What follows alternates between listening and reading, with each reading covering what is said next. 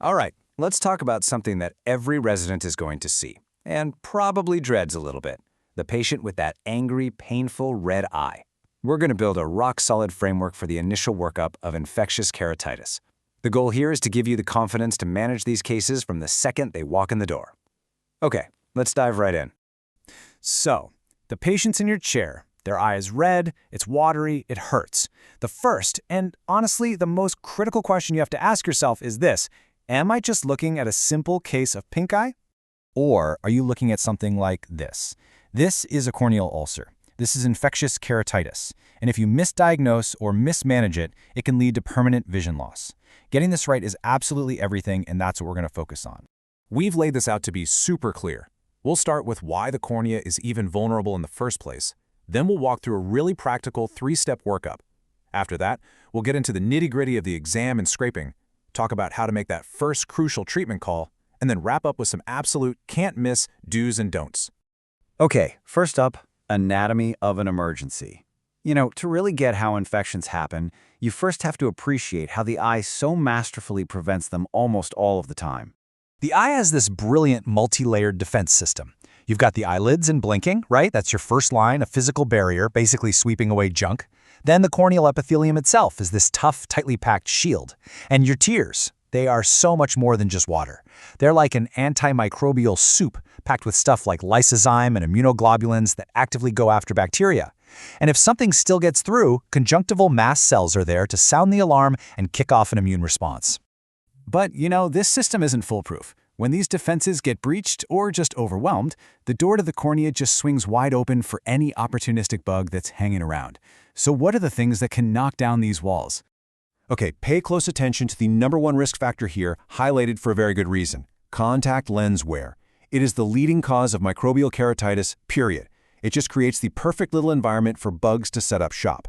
But you also have to be on high alert for any kind of trauma, exposure to things like tap water or swimming pools, and, this is a big one, a history of using topical steroid drops. And of course, always ask about previous surgeries like LASIK. All right, let's get to the core of this whole thing: the 3-step workup.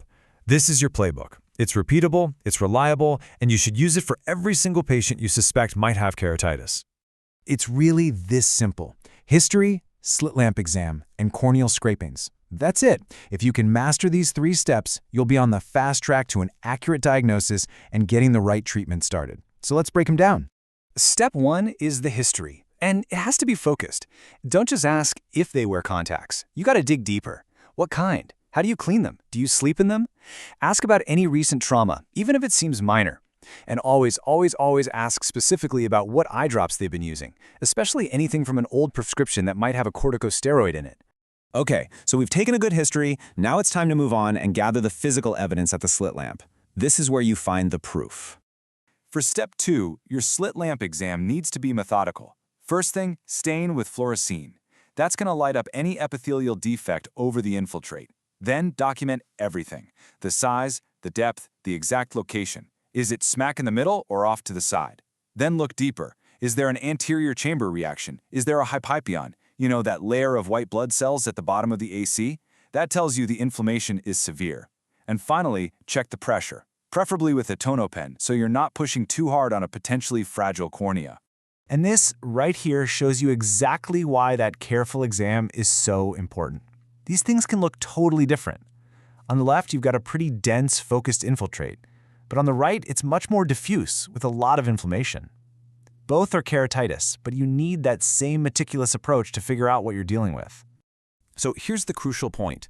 Once you've identified that corneal infiltrate, your job isn't done. Actually, it's just beginning.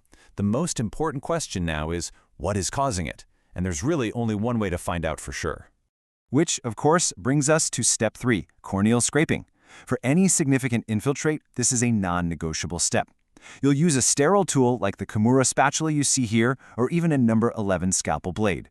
You'll gently scrape some material from the base and the edges of the ulcer. The whole reason you're doing this is to get a sample to identify the culprit. Is it a common bacteria like Pseudomonas? Or is it something weirder like a fungus or a canthamoeba? That sample goes onto slides for stains and onto culture plates to grow the organism. This is what's going to let you switch from a broad-spectrum guess to a targeted therapy. Okay, you've gathered your evidence. Now it's time to act. In this next section, we're going to cover how to stratify your patient's risk and start treatment while you're waiting for those culture results to come back. Think of this table as your initial game plan. It's all about risk. For a low-risk infiltrate, small, peripheral, not much of a reaction, you can start a broad-spectrum fluoroquinolone every 1 to 2 hours while they're awake. But for anything more, what we're calling borderline risk, you have to get more aggressive. That means the same drug, but now you're dosing it every single hour, around the clock, to really saturate that cornea with antibiotic. Finally, let's cover the absolute rules of the road. These are the critical do's and don'ts that are going to protect your patient and their vision while they're under your care. This right here is probably the single most important slide in this entire explainer. Do not start topical steroids. I'm going to say it again. Avoid topical steroids. Yeah, they reduce inflammation, but they can make certain infections, especially fungal or Pseudomonas, so much worse. You have to wait until you know what the bug is and you see clear signs of improvement before you even think about it. And here are your key patient instructions. It sounds obvious, but you have to tell them, no contact lens wear, period.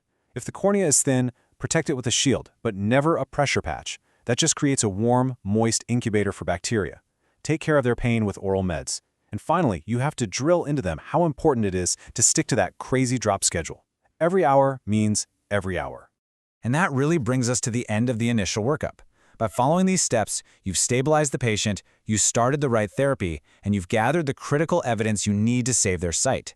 The culture results will be in soon, but honestly, the most important decisions have already been made by you, right now. Thanks so much for joining me.